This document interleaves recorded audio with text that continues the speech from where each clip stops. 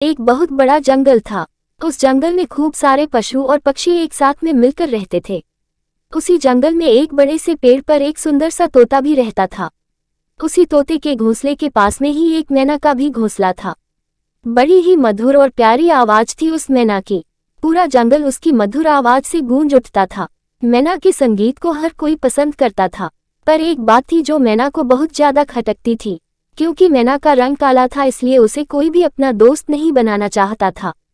यहाँ तक कि उसका पड़ोसी तोता भी उससे दूरी बनाए रखता था।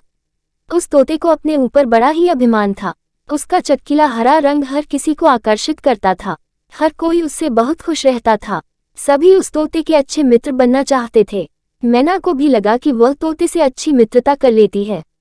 जैसे ही मैना तोते से मित्रता करने पहुंची, उस तोते ने मित्रता करने से इनकार कर दिया। इस बात पर वह मैना बहुत ज्यादा दुखी हो गई। मैना ने अपने काले रंग को कोसना चाहा, लेकिन उसने अपने आप को ऐसा करने से रोक लिया। उसने इस बात को अपना भाग्य मानकर स्वीकार कर लिया। फिर एक दिन एक शिकारी जंगल में आया।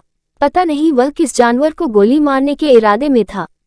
वह कई देर तक तो आकाश में अपनी बंदूक ताने खड़ा रहा, लेकिन कुछ पल बाद ही वह वहां से चला गया। उसी पल मैना ने देखा कि एक बड़ी चील तोते के घोंसले से निकली। वह तोता एक बार की तो डर गया, पर चील ने उस तोते को आश्वासन दिया कि वह उसे कोई नुकसान नहीं पहुंचाएगा।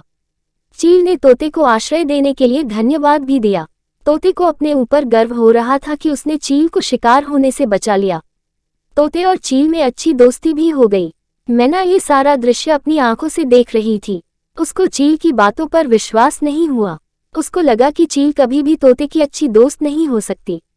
उसने तोते को समझाने की भी कोशिश की, लेकिन उसे मैना की बात में कोई दम नहीं लगा। तोते ने मैना को फटकार दिया। फिर एक दिन जब तोता खाने की तलाश में कहीं गया हुआ था कि तभी चील उस तोते के घोंसले में आकर बैठ गया। उसने कहा कि आज जैसे ही वह तोता यहाँ आएगा तो वह उसे झट से खा जाएगा। किस्मत से यह सारी बात उस मैना ने सुन ली।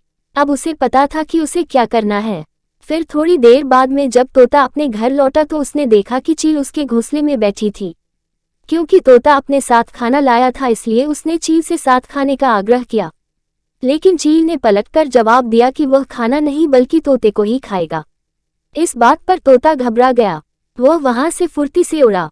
पीछे से चील भी उसका पीछा करने लगी। अचानक जंगल में बंदूक चलने की आवाज आने लगी। बंदूक की आवाज सुनकर वह चील तुरंत ही वहां से डरकर भाग गई। अब तोते ने चैन की सांस ली।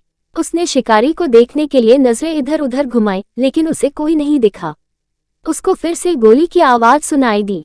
उसने पीछे घूमकर देखा तो सामने उसको वही मैना दिखाई दी जिसके साथ उसने दोस्ती करने से इनकार कर दिया था। उसे इस बात पर यकीन नहीं हुआ कि बंदूक की आवाज वह मैना ही निकाल रही थी।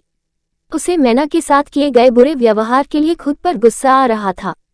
मैना ने तोते से कहा कि उसने चील की सारी बात सुन ली थी। यही एक कारण था कि उसे बंदूक की आवाज निकालने के लिए मजबूर होना पड़ा। तोते ने मैना से माफी मांगकर उसे गले लगा लिया और फिर वह हमेशा के लिए दोस्त बन गए। इस कहानी से हमें ये सीख मिलती है कि इंसान को शारीरिक गुणों से ज्यादा आंतरिक गुणों को ज्यादा महत्व देना चाहिए। भले ही वह मैना काली थी, पर उसमें इंसानों की नकल करने की अच्छी खूबी थी। इसी खूबी की वजह से उस तोते की जान बच गई।